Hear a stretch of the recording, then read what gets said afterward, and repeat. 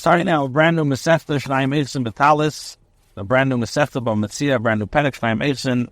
Let us begin. Shnayim Eichsin Betalis, two people are holding on to a garment.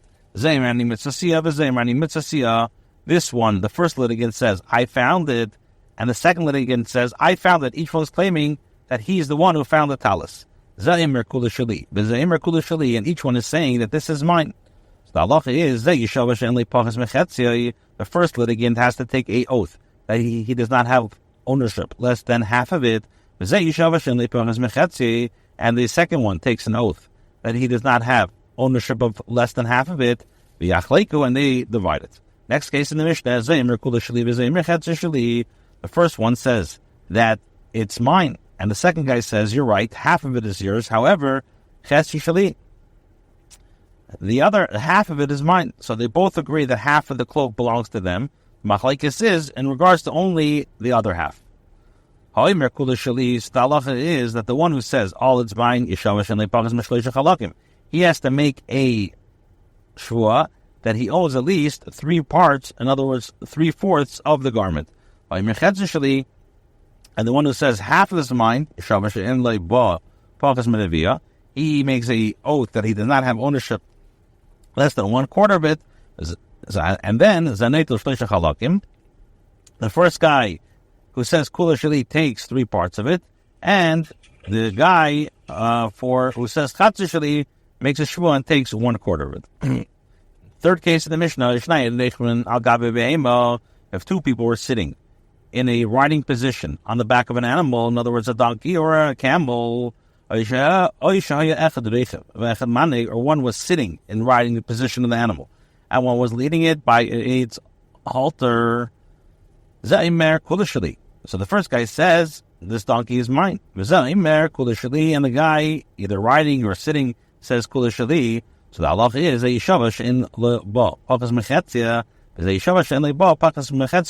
So it's the same din as the Shnayim Eichsin Betalis, but it's just in regards to the animal. Each one takes a oath that they do not have ownership of less than half of it, and the one that takes an oath that he does not have ownership of less than a half, and they divide it. Last din, when they admit to the validity of each of the other claims, or when they each have witnesses attesting to their claims, then the halacha is they divide the disputed items without a oath. As we know, an oath is administered only in the case where the parties have no other way to prove their claims. But if they both agree to it, or there's Adam over there, so then shvua is not necessary. Okay, now the Gemara asks, in the first case of the Mishnah, it seems it's saying the same thing, but with extra words. Why does it have to say, I found it, it's mine, it's the same thing. Listen, chada, just teach one case. So the Gemara says, chada ktani. Taka teaches one case. Each one is saying, this is mine, I found it and it's all mine. And the other guy is saying, I found it and it's all mine. So why doesn't the Tana just say, the case of Ani Mitzasiah, I found it, and I would know that the kavana of each litigant is to say that it's his. And for the Gemara, Itana Ani Mitzasiah, if the Tana would have just said the terminology of I found it, Havamina my Mitzasiah or Yasiah, I would say that, you know what the meaning of I found it means I saw it. In other words, he's claiming that he saw the item first, even though he did not actually make a kinyan, he did not actually take possession. Just looking at it, acquiring is enough.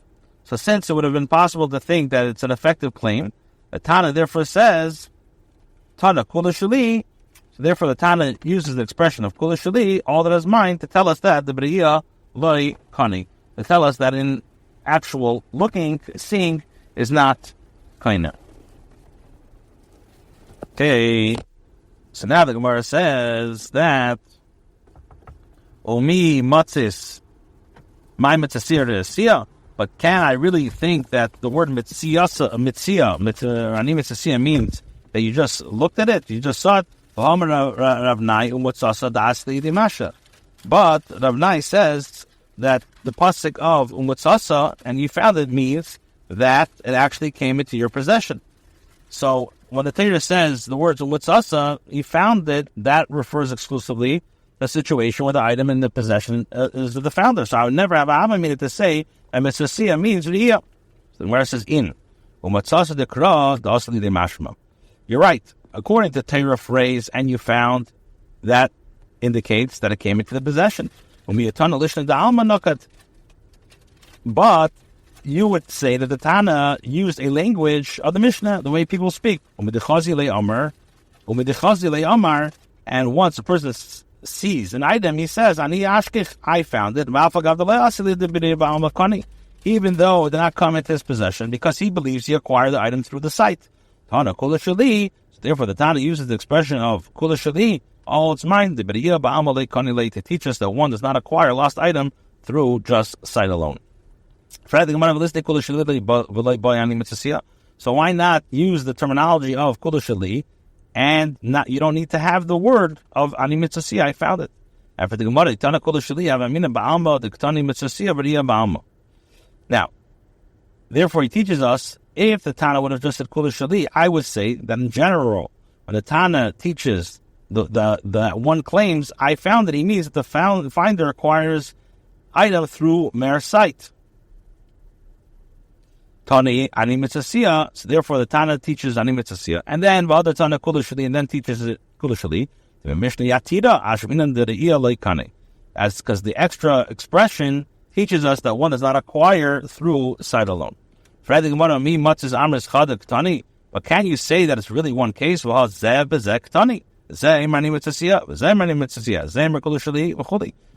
look in the terminology of the Mishnah, it's mashma. There's two separate cases. And they answer, they say, the first clause where the party states, I found that it's referring to the case of a kadi. He says, the first case is talking about a found item, where two people find the item, and the later case, which each party says, Kula Shali, that's not talking about a Metziah, that's talking about Mekach Ul Memker. That's talking about buying and selling, where each party claims that he is the one who bought it from the seller. So now it's talking two separate cases. Why do I need to have two separate cases? And where it says the Tana needs to have the case of Metziah and the case of Mekach Ul Memker. You would think that it's the case of the found item alone. I would say that only in that case of the found item, the Chachamim imposed an oath upon him. As in that case, one can, because I would say in the case of the Metziah, you can rationalize his action and say, even if I say I found it, I'm not really messing the guy over, because he loses nothing by if I keeping it at all, because he had nothing to begin with. I'll seize it and then I'll divide with him. But buying and selling, a person cannot say that because he laid out money. I would say the Chachamim did not impose an oath upon this person, because he doesn't make this type of rationalization. And therefore, the Mishnah says, tell me that even in the case of Mekach HaMemkar, he has to swear. If the Tana would only teach the case of buying and selling alone, I would say, I would say that it's specifically in the case that the Chachamim, in that case, the Chachamim imposed an oath upon him because he can rationalize his actions and say, because I could say, the other party gave money to the seller, and I gave money to the seller. Now that I need it for myself, I will take it and let the other one go the trouble to buy another item like the first item. But in regards to the found item, you can't say that go and buy it in another place because it's a Metziah. I would say that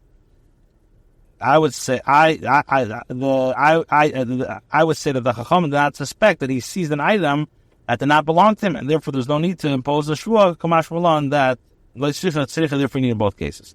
So the Gemara asks, in regards to buying and selling, for a simple question, let us see from whom the seller took the money. Obviously, the one who gave the money is the one who bought it. The Gemara says, he took money from both of them. He accepted money willingly from one of them, to whom he wanted to sell the item, and he received the money against the will from the person that he did not want to sell the item. But he did not know from whom he took the money willingly and whom he took the money against the will. So now it needs to be clarified by an oath. Okay, now the where it says, bananas, let us say that our Mishnah is not according to bananas. Why? The bananas, Omar. Why? Because bananas, he says that the shua is not administered to two parties in Beis Din, but one of them is certainly lying. Why? Because we have like this. So he says, now,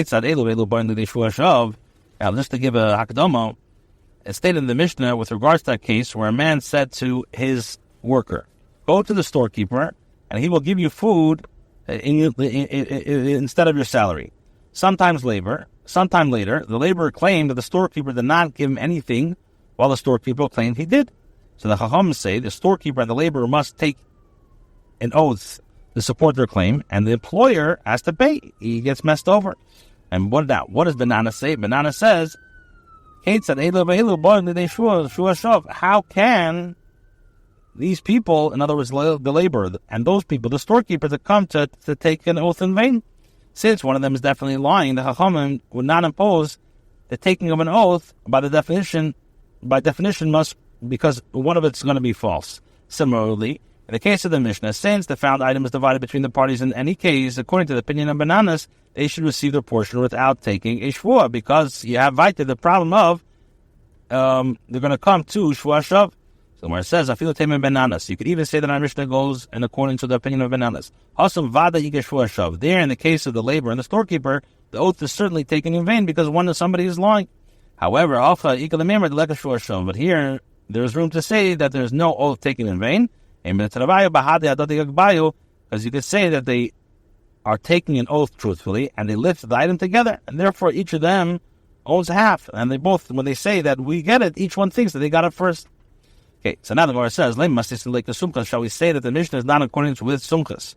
Why? The Ikasumchas, because if it's in accordance to the opinion of Sumchas, Ha'omar, Sumchas says, he says that in the case of property of uncertain ownership, like this case, they divide it without a shvua. They say that the burden of proof rests upon the claimant.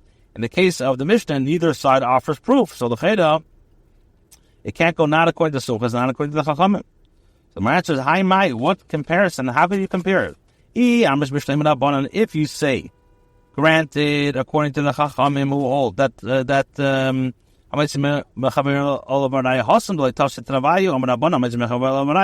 there, in the case of the property of uncertain ownership, where both parties are not grasping the property, the Chachamim say that the burden of proof rests upon the claimant. But here, in the case of the Mishnah, the Travaya Tafsi Pagalei B'Shvua, here where both are grasping the properties and either has exclusive possession of the item, they divide it without taking an oath. But if you say it's Sumchas, in the case of Sumchas, where both of them are not holding on to it, the din is Cholkim Le'Shvua, they divide it without a Shvua. So for sure in the case where they're both holding on to it, like Kolshkin, doesn't it make sense that they should divide it without taking a Shvua? And for the Gemara, I feel the name of Sumchas, you can even say Sumchas, Ki Omer Sumchas Shema V'Shema. When the Sumchas say this, when it's uncertain and uncertain. But over here, Avabadi V'Badi, Le Omer, Sumchas does not say that they divide the property that in a case where it's certain claim and a certain claim where each party states definitely that he is entitled to the property. Sumchas does not say that they divide the property without taking a shvua. So the Gemara asks, according to Rabbi Barhuna, he says that Sumchas will hold that even in the case of body with body, the parties divided without a shvua. What are you going to say to establish the mission according to the opinion of Sumchas? So the Gemara says, when the Sumchas say that the property of uncertain ownership is divided, he is referring to a case where the litigants have financial association with the item independent of their claim. But where the litigants do not have financial association with the item beyond their claims, then they do not divide without a shvua. In a case where this master has financial association with the item, and this master has financial association with the item, and there's room to say that it belongs entirely to one of them. And there's room to say that it belongs entirely to one of them. And nevertheless, what does Sumchas say? He says that when you have uncertain ownership, they divide it without an oath. Where the litigants have no financial association with the item, there's room to say that it belongs to both of them. Does that not make sense to say that they should divide it without a shvua? So my answer is, you can even say that the Mishnah is according to the Sumchas.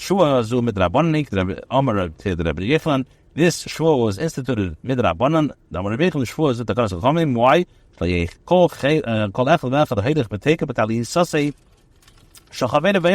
Chacham instituted this shvua so that everyone will not go and seize the garments of another and say, it is mine.